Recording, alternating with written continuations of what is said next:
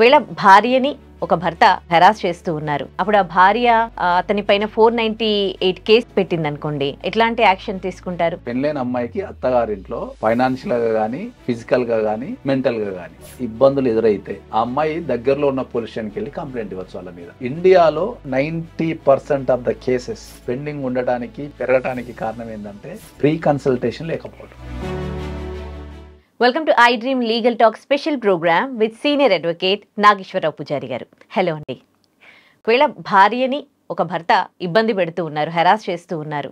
అప్పుడు ఆ భార్య అతని పైన 498 కేసు పెట్టింది అనుకోండి, ఎట్లాంటి యాక్షన్ తీసుకుంటారు? 498 కేసు అంటే ఏంటి? భర్తలు భార్యలు హెరాస్మెంట్ చేసే రోజులు పోయినాయి. అట్లంటారా? భార్యలే భర్తనే కాదండి.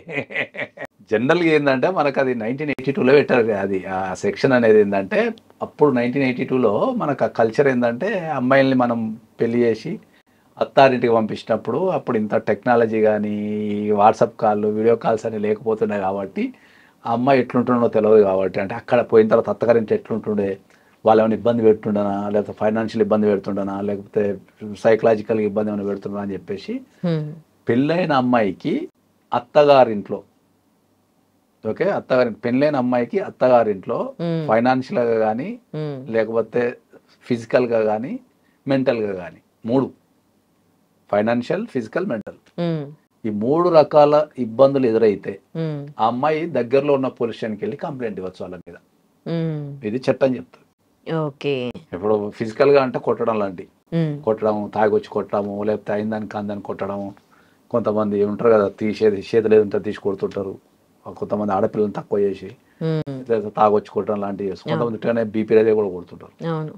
సో అట్లా కొట్టేటోళ్ళు కానీ, లేకపోతే మానసికంగా వేధించడం అంటే ఏంటంటే అనుమానంతో కానీ, లేకపోతే అవమానపరుస్తూ కానీ, నువ్వు బాగాలేవనో, లేకపోతే అందంగా లేవనో, లేకపోతే లావుగా ఉన్నావనో, నల్లగా ఉన్నావనో, రకరకాల మాటలతోని వేధించడాన్ని మనము మీ ఇంట్లో పైసలు వేయలేదనో, దరిద్ర పెళ్లి చేసిన ఇట్లా మాటలతో వేధించడాన్ని మెంటల్ అంటాం.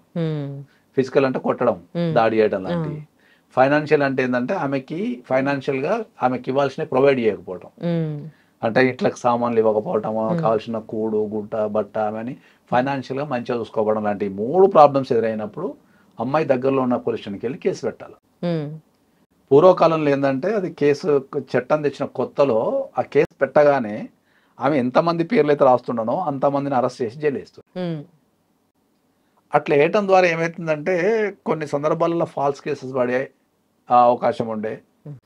రెండోది, ఇట్లాంటి కేసులు పెట్టడం వల్ల కుటుంబ సభ్యులందరూ అరెస్ట్ కావడం వల్ల ఆ అమ్మాయి జీవితం కూడా వీళ్ళు మళ్ళీ ఒకసారి అరెస్ట్ చేసిన తర్వాత ఆ అమ్మాయిని మళ్ళీ మంచిగా చూసుకోరు కదా, మమ్మల్ని అరెస్ట్ చేయించినాం అంటారు కదా అని ఇట్లాంటితోని కుటుంబాలన్నీ బాగా ఇండియాలో ప్రాబ్లం అవుతున్నాయని ఆ అమ్మాయి రాసిన పేర్ల నుంచి దూరపు చుట్టాలని తీసేసిండ్రు. కొంతకాలం దూరపు చుట్టాలని పట్టించుకోలే. క్రమక్రమంగా దూరపు చుట్టాల నుంచి మళ్ళీ ఇంట్లో ఉన్న భర్తకు సంబంధించిన అన్నల్ని తమ్ముల్ని ఇట్లా అరెస్ట్ చేయకుండా తీసేసిండు. అట్లా అది మోడిఫై అవుతూ లాస్ట్కి ఏంటంటే అరెస్ట్ అనే పదం లేదు. అమ్మాయి వెళ్ళి కంప్లైంట్ ఇచ్చినప్పుడు అరెస్ట్ అనే పదం ఇప్పుడు లేదు. ఎవరిని అరెస్ట్ చేయరు అన్లెస్ అంటిల్ ఆ అమ్మాయికి దెబ్బలు దాకి ఏమన్నా భయంకరమైన పరిస్థితులు ఉంటే తప్ప అరెస్ట్ లేదు. జనరల్ అలిగేషన్స్ మీద అరెస్ట్ లేదు. 99.9% జనరల్ అలిగేషన్స్ ఉంటాయి. అంటే ఈ వేధింపులే ఉంటాయి తప్ప సీరియస్ అలిగేషన్స్ అంటే ఈ కొట్టడాలు, రక్తాలు కారటాలు లాంటివి ఉండవు. ఎక్కడో ఒక 1-2% ఉంటాయి కానీ ఉండవు.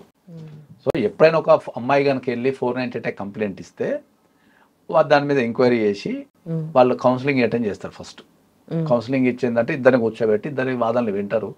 వీళ్ళ అలిగేషన్స్ వాళ్ళ అలిగేషన్స్ని కలపటం కానీ విడగొట్టడం కానీ చేస్తారు. ఒకవేళ కలిసిపోతామని ఎవరిని ఒకలా అంటే వాళ్ళని మ్యాక్సిమం కలపడానికి ట్రై చేస్తారు అందరూ. కొంతమంది విడిపోతానికంటే అక్కడే విడగొట్టి కోర్టుకు వెళ్ళి మ్యూచువల్ డైవర్స్ అప్లై చేసుకోమని చెప్తారు.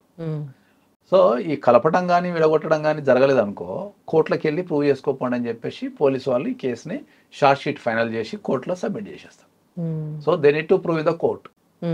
ఓకే, ఇంత చెప్పినా కూడా, ఎంతైతే మనం అరెస్ట్ లేదు 498 అని చెప్పినా కూడా ఇప్పుడు కూడా చాలా మంది భయపడుతుంటారు 498. ఇప్పటికి ఈ రోజులకు కూడా పెద్ద పెద్ద చదువుకున్న వ్యక్తులు కూడా పోలీస్ స్టేషన్కి వెళ్ళడానికి భయపడతారు.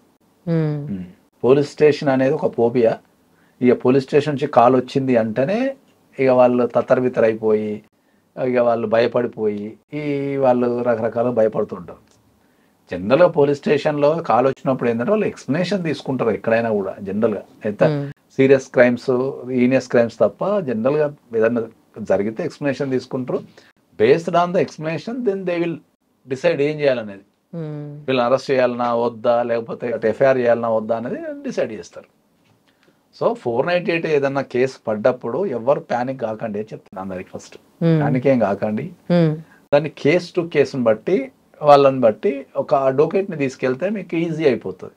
ఎందుకంటే పోలీస్ స్టేషన్ నుంచి కాల్ వచ్చినప్పుడు వీళ్ళకి ప్రొసీడింగ్స్ తెలియదు కదా, తెలియదు ఏం మాట్లాడో తెలియదు, కొన్ని తెలిసి తెలియక అడ్మిట్ చేస్తుంటారు, కొన్ని నిజాలు చెప్పేస్తారు, లేకపోతే కొన్ని దగ్గర అట్లా ఉంటాయి. సో అవి లీగల్ ప్రాసెస్లో కొద్దిగా ప్రాబ్లం అయింది కాబట్టి strongly advice any case, not only 498, ఏ కేసులో అయినా సరే మీకు పోలీస్ స్టేషన్ నుంచి కాల్ వచ్చినప్పుడు ఒక మంచి అడ్వకేట్ని కలిసి సలహాలు సూచనలు తీసుకొని ఆ తర్వాత పోలీస్ స్టేషన్కి వెళ్ళండి. మీకు ఆర్గనైజ్ అవుతుంది. మీకు ఏం తెలియకుండా ఏదో ఊహించుకొని చాలా మంది ఏంటంటే మాకు లాలో వచ్చిన అతిపెద్ద ప్రాబ్లం ఏంది ఇండియాలో అంటే ఏంటంటే లాలో వాడు ఫస్ట్ రాడు, మొత్తం డ్యామేజ్ చేసి అంతా మన రిపేర్ చేయలేని స్థాయిలో వచ్చేస్తారు.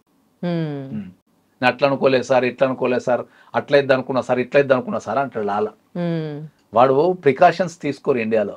అంటే ఒక పని చేసే ముందు లీగల్గా దీనికి ఏముంటుంది, ఏం చేయాలని తీసుకోరు. అట్లా ఒక పని చేసే ముందు నువ్వు లీగల్గా తీసుకుంటే 1000 రూపాయలతోనో 2000తోనో కన్సల్టేషన్తోనే వెళ్ళిపోతుంది. వీళ్ళు తెలవక ఏం చేస్తారు, రయ్యని వెళ్ళిపోతారు, కథం దాన్ని ఆడ దుబ్బబెట్టేస్తారు కేసుని. అప్పుడు వస్తారు, మొత్తం అయిపోయిన తర్వాత వస్తారు అడ్వకేట్ దగ్గరకు వచ్చి, సార్ ఇప్పుడు మొత్తం అయిపోయింది సార్, ఇప్పుడు ఏం చేయాలి సార్, కాపాడండి సార్ అంటారు. సో అడ్వకేట్ కూడా ఏమవుతుంది అంటే ఏంటంటే సమస్య స్టార్టింగ్లో కనుక వస్తే అడ్వైజ్ లాంటివి ఇస్తాం కాబట్టి నీకు అది స్మూత్గా వెళ్ళిపోతుంది.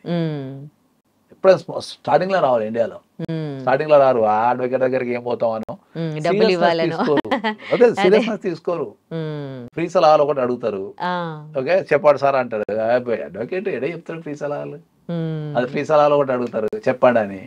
వాళ్ళు దాన్ని సీరియస్గా తీసుకొని అడ్వకేట్ దగ్గరికి వెళ్ళి వాళ్ళ కన్సల్టేషన్ ఫీజు కట్టి దాని తర్వాత దాన్ని మాట్లాడితే దాన్ని స్టార్టింగ్ నుంచి ఆర్గనైజ్ అవుతాయి. ఇండియాలో 90% ఆఫ్ ద కేసెస్ పెండింగ్ ఉండటానికి పెరగటానికి కారణం ఏంటంటే ప్రీ కన్సల్టేషన్ లేకపోవడం. ఇండియాలో ప్రీ కన్సల్టేషన్ లేకపోవటమే 90% కేసులు పెరగటానికి కారణం.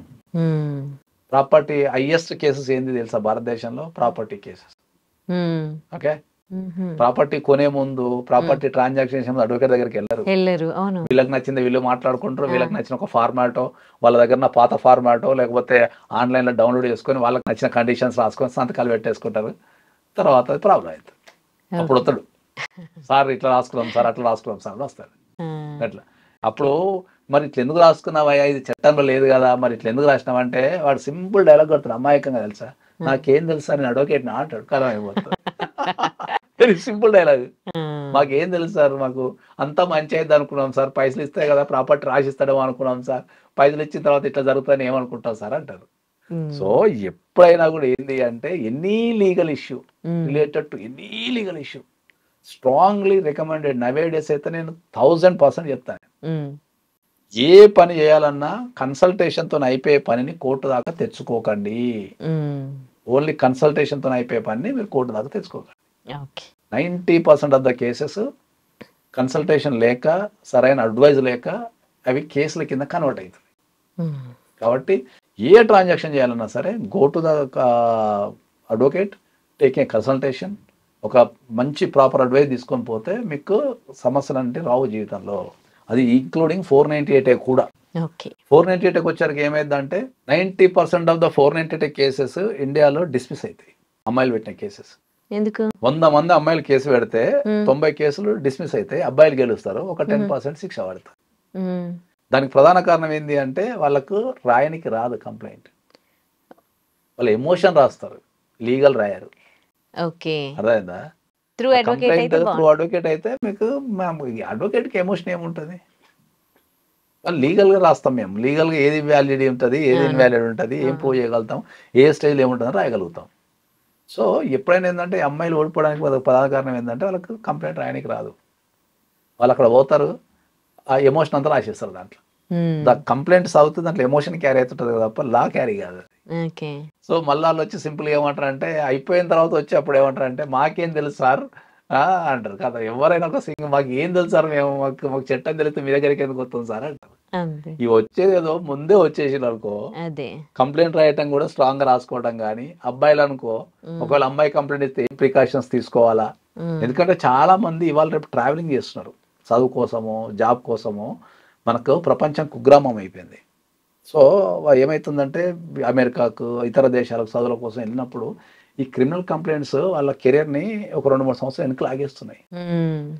సో ఇక్కడ స్ట్రాంగ్లీ రికమెండెడ్ ఏంది, ఇటు అమ్మాయి అయినా అటు అబ్బాయి అయినా ఇష్యూలు ఉన్నప్పుడు కంపల్సరీ ఒక ఎక్స్పర్ట్ అడ్వకేట్ని కనుక కలవగలిగితే వాళ్ళు గైడ్లైన్స్ తీసుకుంటే మీకు కేసులు అయ్యే అవకాశం తగ్గిపోతుంది, లీగల్గా స్ట్రాంగ్ ఉంటారు, మీరు దాని నుంచి ఈజీగా బయట అవకాశం ఉంటుంది. అందరు కేసులు అయిన తర్వాత పెట్టుకొని ఇళ్ళలు కొట్టుకున్న తర్వాత వస్తారు మా దగ్గరికి.